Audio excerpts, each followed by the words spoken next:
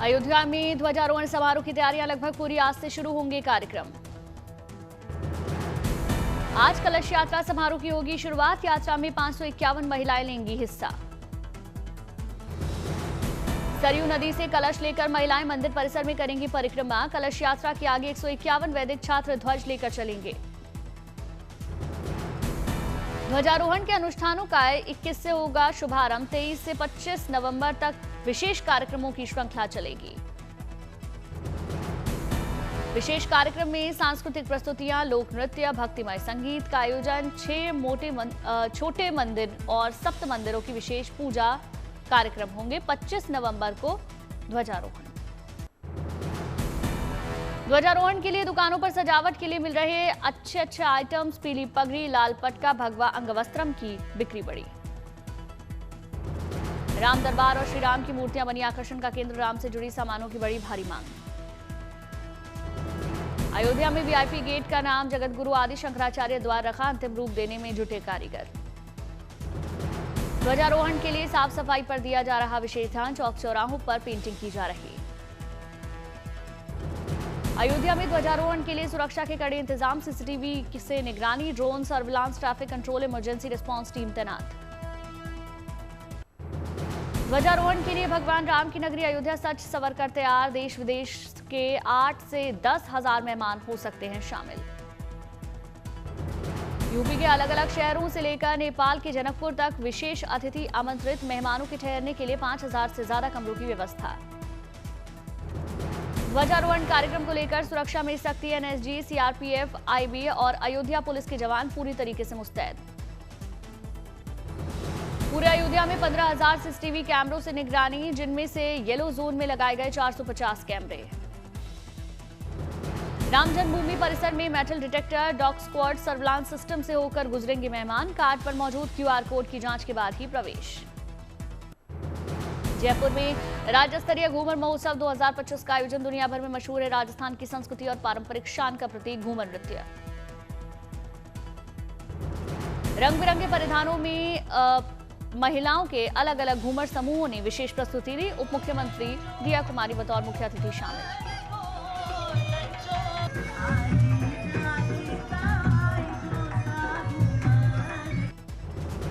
राजस्थान की लोक संस्कृति और पारंपरिक कलाओं पर आधारित सांस्कृतिक मॉडल को नई दिशा देने के उद्देश्य से किया गया ये आयोजन। कई लोग हुए आयोजन में शामिल। झांसी में रानी लक्ष्मीबाई की 197वीं जयंती पर निकाली गई वीरांगना वाहन रैली। 600 के करीब महिलाएं बाइक पर सवार।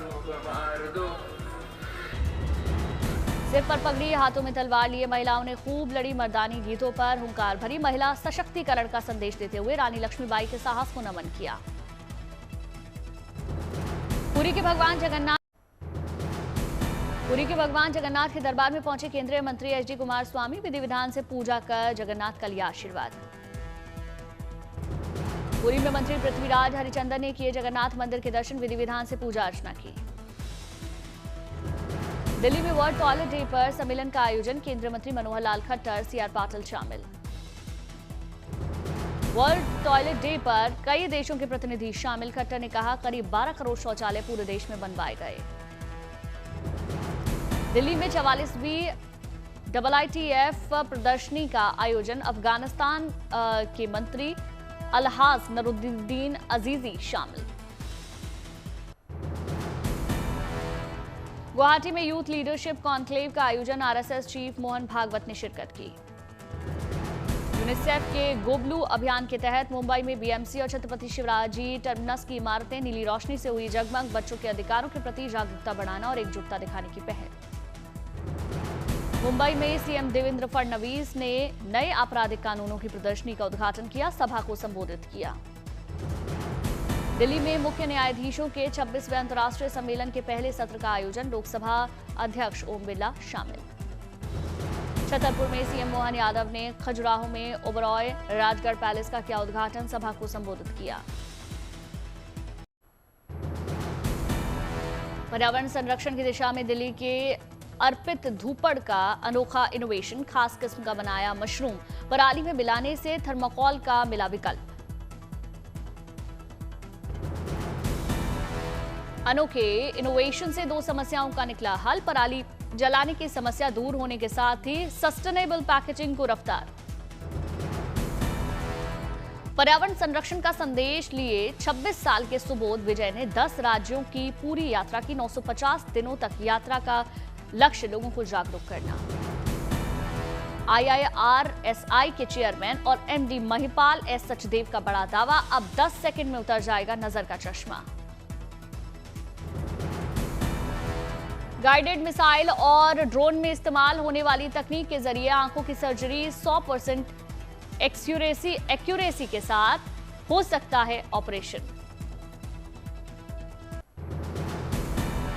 रांची में हुए टेनिस टूर्नामेंट में भारतीय क्रिकेट टीम के पूर्व कप्तान महेंद्र सिंह धोनी ने टेनिस में हाथ आजमाया। डबल्स के फाइनल तक पहुंचे माही। मैच देखने फैंस जुटे। पश्चिम मेदिनीपुर में बीजेपी नेता दिलीप घोष ने की एकता मार्च की अगुवाई। सरदार पटेल की प्रतिमा पर पुष्प अर्पित कर नमन किया। मतदाता जागरूकता अभियान में मुजफ्फरपुर ने इतिहास रचा। इंडिया बुक ऑफ रिकॉर्ड में नाम दर्ज।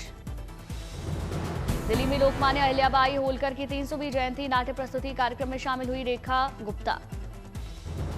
चिली की पूर्व राष्ट्रपति मिशेल बैचलेट से मिली सोनिया गांधी। इंदिरा गांधी शांति, निरस्त्रीकरण और विकास पुरस्कार से सम्मानित किया।